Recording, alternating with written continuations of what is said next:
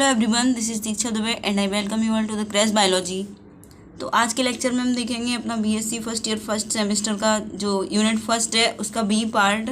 उसमें मेंशन्ड है सेंट्रीफ्यूज, एक टॉपिक जिसमें हमें देखने हैं जो लैब में यूज किए जाते हैं इंस्ट्रूमेंट्स। उसमें हमें काफ़ी इंस्ट्रूमेंट्स देखने हैं जैसे माइक्रोस्कोप, तो वो हमने कंप्लीट कर लिया। उसके बाद सेंट्रीफ्यूज और ओवन, लैमिनार एयर फ्लो, ये सारे हमें देखने हैं। तो आज के टॉपिक में हम देखेंगे सेंट्रीफ्यूज, एक लैब में यूज किया जाने वाला बहुत इम्पोर्टेंट इंस्ट्रूमेंट है ये।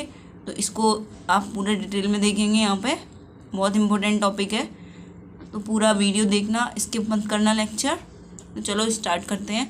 और इससे पहले हम माइक्रोस्कोप कंप्लीट कर चुके हैं अपनी यूनिट फर्स्ट का जो टॉपिक है बी पार्ट का, और ए पार्ट की पूरा वीडियो लेक्चर है वो भी कंप्लीट है। वो आपको लिंक मिल जाएगा डिस्क्रिप्शन में, आप कंप्लीट कर लेना अपना फर्स्ट यूनिट फर्स्ट सेमेस्टर का। चलो देखते हैं हम centrifuge. Centrifugation is a technique use to separate और concentrate materials suspended in a liquid medium by applying centrifugal force. तो सेंट्रीफ्यूगेशन की टेक्निक में क्या किया जाता है कि जो एक मीडियम है, एक लिक्विड मीडियम है, उसमें सस्पेंडेड पार्टिकल्स हैं, डिफरेंट पार्टिकल्स हैं। तो उसमें हम किसी भी टाइप के पार्टिकल्स हैं उनको अलग अलग कर लें। जैसे कई सारे पार्टिकल्स उसमें मिक्सड हैं तो हमें उनमें से एक टाइप का निकालना है जैसे, तो उसको हम निकाल सकते हैं सस्पेंडेड मटेरियल को। मतलब इसमें कंसनट्रेट या सेपरेट किया जाता है मटेरियल्स को किसी भी लिक्विड में से। जैसे एक लिक्विड है, वाटर है, उसमें हमने कई सारी चीज़ें मिला दी, जैसे मड मिला दिया, सैंड मिला दिया। अब हमें ये सारे जो पार्टिकल्स हैं वो अलग अलग करने हैं, तो हम इसमें सेंट्रीफ्यूज का यूज करेंगे, सेंट्रीफ्यूज की टेक्निक का, और उसको फिर हम सेपरेट कर पाएंगे। तो सेंट्रीफ्यूज कई सारी जगहों पे यूज किया जाता है लैब्स में। बायोलॉजी लैब्स के अलावा जो मेडिकल लैब्स होती हैं उनमें भी यूज़ किया जाता है। वो हम अभी आगे देखेंगे इसके यूजेस, तब हमें पता चलेगा। The separation is based on their differences in sedimentation rate under the centrifugal field। तो जो सेपरेशन होता है, जो मिक्सचर में से जो अलग अलग हो जाते हैं पार्टिकल्स, वो किसके बेस पे होते हैं? उनके जो सेडिमेंटेशन रेट होते हैं सेंट्रीफ्यूगल फील्ड के अंदर, उसमें उनका जो सेडिमेंटेशन का डिफरेंट होता है सेडिमेंटेशन रेट में, उसकी बेस पे वो सेपरेट हो जाते हैं। The sedimentation rate of particles depends on a number of different factors including size, density and shape। तो sedimentation rate किस पे डिपेंड करती है पार्टिकल की? वो डिपेंड करती है कई सारे फैक्टर्स पे, जैसे साइज, डेंसिटी और शेप। तो सेडिमेंटेशन रेट क्या होती है? जब पार्टिकल्स एक लिक्विड में नीचे की तरफ इकट्ठे हो जाते हैं, बैठ जाते हैं। आपने देखा होगा, जैसे आपने एक मग में या फिर एक बकेट में पानी लिया, उसमें थोड़े पार्टिकल्स हैं बालू के, तो वो नीचे इकट्ठे होके जम जाते हैं और एक अलग सेपरेट बेस पे इकट्ठे हो जाते हैं, और पानी जो लिक्विड पार्ट रहता है वो ऊपर रहता है। तो वही सेडिमेंटेशन होता है, वो सेडिमेंट हो गए हैं पार्टिकल। तो वो किस पे बेस रहते हैं? बहुत सारे फैक्टर्स हैं, साइज, डेंसिटी और शेप उन पार्टिकल्स का। A device that generate centrifugal force by spinning the fluid at high speed and separate particles is called a centrifuge. तो एक ऐसा डिवाइस जो कि सेंट्रीफ्यूगल फोर्स जनरेट करता है स्पिनिंग की हेल्प से, स्पिनिंग जो फ्लूइड है उसको स्पिन करके, उसको घुमा के हाई स्पीड पे, और फिर उसमें पार्टिकल सेपरेट हो जाते हैं, उसको बोला जाता है सेंट्रीफ्यूज। तो ये डेफिनेशन हो गई सेंट्रीफ्यूज की। तो सेंट्रीफ्यूज का मैं फ़ोटो लगा दूंगी लेक्चर में, आप देख लेना किस तरह का होता है। वो एकदम गोल गोल घूमता है और उसमें सेंट्रीफ्यूगल ट्यूब्स होती हैं, सेंट्रीफ्यूज ट्यूब्स जैसे टेस्ट ट्यूब होती हैं, उसमें हम अपना मटेरियल रख देते हैं, वो घूमता है और सेंट्रीफ्यूज हो जाते हैं, अलग अलग हो जाते हैं पार्टिकल्स।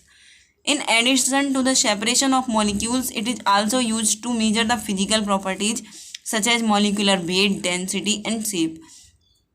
तो ये सेपरेशन करने के अलावा और कहाँ यूज किया जाता है? फिजिकल प्रॉपर्टीज़ को मेजर करने में, जैसे मॉलिक्यूलर वेट, डेंसिटी और shape. If centrifugation is used to separate one type of material from others, it is termed as preparative properties, whereas if it is used for measurement of physical properties of material then termed as analytical centrifugation. अगर centrifugation हम separation के लिए use करते हैं किसी एक प्रकार का मटेरियल किसी दूसरे प्रकार के मटेरियल से, तो उसको बोला जाता है प्रिपरेटिव सेंट्रीफ्यूगेशन। यहाँ पे सेंट्रीफ्यूगेशन आएगा। और अगर हम उसको यूज करते हैं सेंट्रीफ्यूगेशन को फिजिकल प्रॉपर्टीज मेजर करने के लिए, तो एनालिटिकल सेंट्रीफ्यूगेशन होता है। अगर फिजिकल प्रॉपर्टीज यूज की जाए करने के लिए, चेक करने के लिए हम सेंट्रीफ्यूगेशन यूज करें तो एनालिटिकल, और अगर सेपरेशन के लिए तो प्रिपरेटिव। तो ये हो गया हमारा इंट्रोडक्शन सेंट्रीफ्यूगेशन का। अब ये देखते हैं हम ये किस प्रिंसिपल पे बेस्ड है ये instrument. Principle of centrifugation, centrifuge का प्रिंसिपल देखेंगे कि किस प्रिंसिपल पे बेस्ड होता है ये। तो हमने जैसा अभी देखा था, मैंने आपको बताया था सर्कुलर एक स्ट्रक्चर होता है उसका और वो स्पिन करता है, तो सर्कल हमें बनाना पड़ेगा। तो सर्कुलर है ये। तो यहाँ पे ये फिगर में हमें दिखाई दे रहा है सेंटर ऑफ सेंट्रीफ्यूज, सेंटर होगा यहाँ पे, और इसकी फिर ये रेडियस होगी, और ये velocity V F force centrifuge tubes होती हैं यहाँ पे।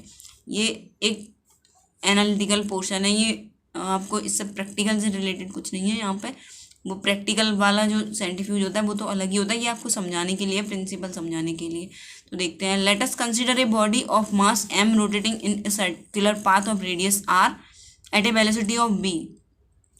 अब हम कंसीडर करते हैं एक बॉडी है जिसका मास है m और एक सर्कुलर पाथ में वो गोल गोल घूम रही है, और उसकी रेडियस है r और वेलोसिटी है v। The force acting on the body in A radial direction is given by. तो अब उस पर फोर्स कौन सा एक्ट कर रहा होगा, फोर्स होगा उसका F equal mv² upon r। तो ये यहाँ पे सेंट्रीफ्यूगल फोर्स की बात हो रही है। तो F इक्वल क्या है, centrifugal force, m equal mass of the body, v velocity of the body, और r radius of circle of rotation. The gravitational force acting upon the same body. अब उस पर ग्रेविटेशनल फोर्स भी act कर रहा होगा उस बॉडी पे सेंट्रीफ्यूगल फोर्स के साथ साथ। जो सर्कुलर ऑब्जेक्ट्स होते हैं, सर्कल में जो मूव करते हैं, उन पे कौन सा फोर्स एक्ट करता है, सेंट्रीफ्यूगल। और हर एक बॉडी पे कौन सा फोर्स एक्ट करता है, ग्रेविटेशनल। तो ग्रेविटेशनल फोर्स क्या होगा यहाँ पे, G equal mg, where G equal gravitational force और small g equal acceleration due to gravity. अब हम आगे देखते हैं यही derivation. The centrifugal force is the effect of ratio of centrifugal force and gravitational force, so that. अब यहाँ पे जो टोटल सेंट्रीफ्यूगल फोर्स होगा वो रेशियो होगा जो कि सेंट्रीफ्यूगल फोर्स है और ग्रेविटेशनल फोर्स है उसका। तो C इक्वल F/G। ये इसकी वैल्यूज हम इनकी देख के आए हैं अभी, mv² अपॉन mgr। तो ये इससे कैंसिल, m से m, तो v² अपॉन gr। C की वैल्यू हो गई, ये C की वैल्यू यहाँ पे हमने लिख ली, C इक्वल v²/gr।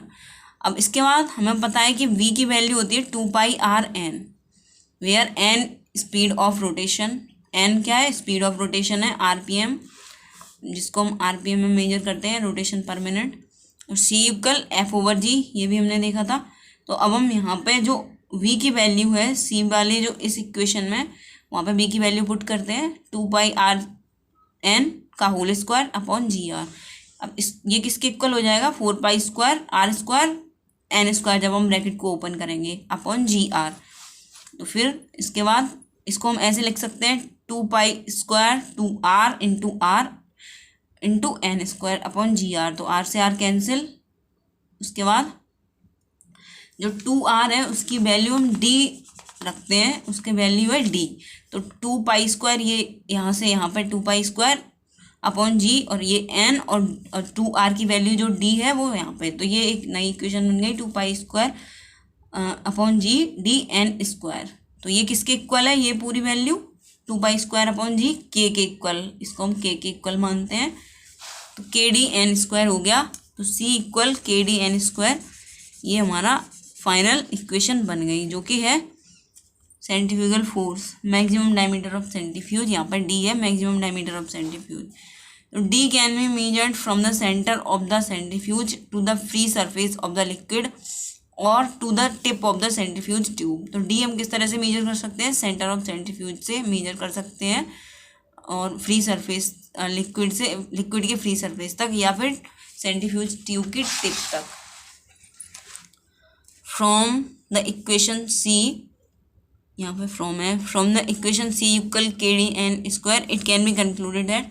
तो यहाँ पे हम कंक्लूड क्या कर सकते हैं, जो हमने C की वैल्यू निकाली है उससे सेंट्रीफ्यूगल इफेक्ट डायरेक्टली प्रोपोर्शनल है किसके, डायमीटर ऑफ सेंट्रीफ्यूज के, यहाँ पे हम डायमीटर डी से डायमीटर है तो ये इसके डायरेक्टली प्रोपोर्शनल है।